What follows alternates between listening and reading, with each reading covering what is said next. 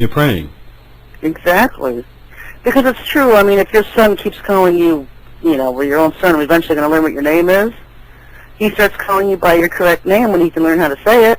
And it's the same thing with the Lord's children. They need to call him, when they learn his name, they need to call him by his real name. I've got a personal request for any New Age followers that actually get close enough to Maitreya. If anybody's listening, if you get a chance, whip his turban off for me, can you? See if there's a cross on his forehead. That's one of the silliest things. What I hear from people in covens around the country. Oh, I know a man who's got the 3 sixes on the back of his head and was born that way, and it's so funny. It's getting comical.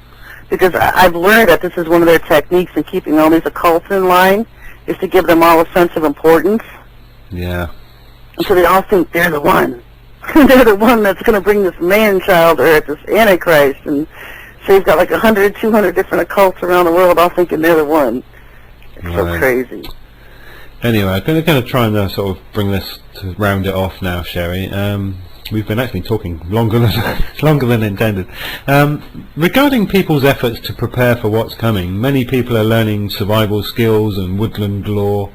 It's occurred to me that many of those people will still get caught out if they leave it too late to leave their cities, as all the major roads will be scrutinised by the police and the military, and which will literally cut off their escape. Is it not wise to take a week out of their lives to go out there and try it out first, kids and all, so they will really know what troubles they will face and prepare more fully? Oh yeah, people need to prepare, especially if you're in the cities, you need to plan routes and then practice them. Okay, if this road's closed, which way can I get around it? Because major roads we blocked off first, secondary roads second, so learn the secondary roads. Stay off the major roads. That's good advice. And learn the secondary and third route roads, because everyone's going to be on the roads at the same time. It's going to be massive jam-packed. I've had visions of California and seeing highways just bumper to bumper to bumper cars, and it's too late, the water's coming over them. And nowhere to go. And I suppose they're trying to take the whole house with them in one car as well, I suppose. Right, just, they should have emergency packs already in trunks. I know Christians all over America who have their trunks packed and ready to go. So if they have to leave, they can get out in a hurry. They don't have to pack; they're already ready to go.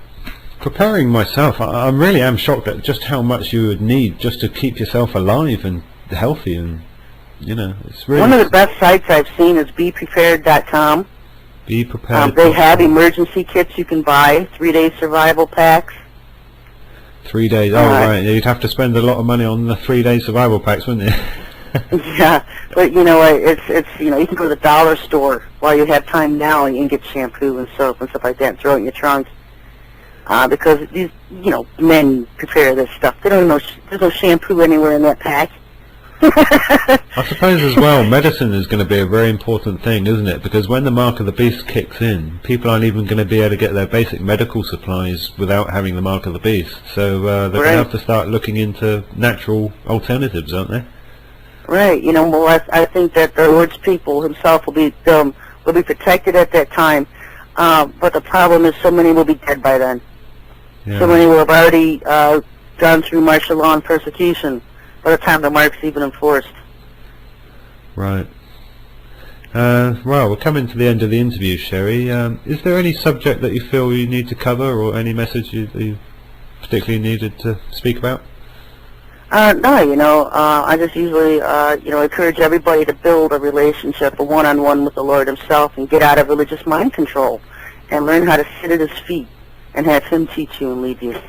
I've had that experience with my own father lately. I've been trying to get him to wake up and prepare, and I was quite shocked at his reply, because I'd mentioned to him about the parable about the 10 unprepared virgins and the 10 prepared virgins when they're waiting for the groom, and the groom turns up late, and so the unprepared virgins, they know the story, they ask for some oil from the prepared virgins, and they say no, because if we give you some, we won't have enough to wait for the groom. And I said that to my father, and he said, well, I prefer to think of the thing about going out on not being prepared. Don't think about what you take with you. Let the Lord look after you. And I said, that's talking about going out on a Christian mission, like a missionary. I said, that's nothing to do with preparing for the end days. And I couldn't believe his level of naivety about the thing. Yeah. People just, the Lord can lead them and He can help them now prepare for later. If you start preparing later, it's too late. I think it's wrapped up in that whole psyche about the rapture. One great big hope of never having to worry about any of it. Yeah, but you know what? Those people should be busy just stocking anyway and leaving food for those who are leaving behind. Right. Somebody can find it. Do you think also that if people stock up all of these supplies and food in their homes and their basements, do you think when martial law kicks in, the black baggers and the idiots will be searching houses and taking away all of these stores? Oh, I'm sure there will be. That's why you always stock up guns and bullets and don't get taken alive to begin with, because when they're coming for you and then they're at the door to take you to a camp, I wouldn't be taken alive. So basically, if you let them take you, you're dead anyway. You're dead anyway, because they're going to take you, they're going to torture you, they're going to rape your children, they're going to, they're going to torment these people. So you may as well do your best to make sure that they're scared about kicking doors in. Yeah. If the Jews had done that in World War II, how many would have died in the camps? And I suppose there's one guaranteed thing, isn't there? Anybody that does go to these camps is going to be drinking very heavily sodium fluoride water. Yeah. And there's a whole big kick about people denying the Holocaust, but, people never think about it, but it was the Talmud Jews destroying and killing their own Torah-believing Jews so they could dominate this fictitious Israel the UN was going to set up for them.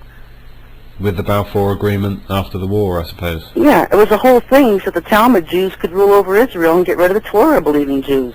It was actually, the whole thing was Jew against Jew. Actually, fake Jews against real Jews. Because you do say, don't you, in Israel at the moment, 95% around that mark are false seed line Jews. False Jews. And of course that's the Jews that are mentioned twice in Revelations about the false say they're Jews, but they're not. Yep, Revelation 2:9 and 3:9. And the real Israelites that are in Israel today are as powerless to do anything as most Christians in America today, powerless to do anything against the New World Order government we have over us. Zionism is the same thing as the New World Order. Yeah, of course, yeah. Well, they still read from the same book, don't they? The Protocols of Zion. Yeah, they're Satanists, they're atheists, they're blood-drinking ritualists. They're all Satan freaks. Right. Alright, right, I know you don't waste much time with your critics, Sherry, as mostly it's just too distracting, too tiring. But as this period of great tribulation and perfecting looms ever closer, do you have any kind of all-encompassing sort of summary for those who refute your work? Well, all they have to do is there's always going to be people who hate you. I'm probably hated by 90% of Christianity, because there's only the handful that have their ears open that can hear and eyes open that can see. Those who seek the Lord, you know where He takes them? To my sites. The people who start praying and asking the truth to the Lord and all things leads them to my sites. And so that's a telling right there, because I'm here to lead His people, but He can only lead the ones that want to know the truth. Well, so people who don't want to agree with my work, it's just like, go back and put your head in the sand, stay where you're at because you're comfortable there. There's nothing I can do with you. Right. Anyway, I would like to thank you, Sherry, not just for truth seekers everywhere, but on behalf of all who will benefit from the work you've done in the last years, even though they're not aware of it, especially with these organe blasters, because being hounded by Satan's resurrection of 200 million demons running around on the planet is not going to be a fun time. Yeah, you'll have your orgone pockets of safety, and that's about it. Yeah, so then they're going to create safety zones for people without them even being aware of it. Yeah. So thank you for coming on the Edge AM, and we wish you and your close friends, especially the likes of Mrs. Cooper and co, who helps build and distribute the organe. Thank you very much, Sherry, for coming on the show. Well, thank you for having me.